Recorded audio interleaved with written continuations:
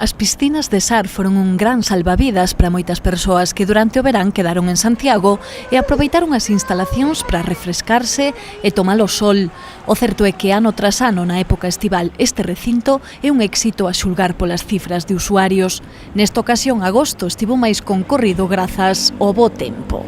A verdade é que o mes de agosto o tempo sí que nos acompañou e en canto a cifras de asistencia foron mellores que o ano pasado. A verdade é que no cómputo global non foi tan destacable porque se o ano pasado pasaron por aquí alrededor de 24.000 persoas, este ano a día de hoxe, dende que abrimos ata a día de hoxe, levamos un poquinho máis de 26.000, co cal serían solamente 2.000 de diferencia.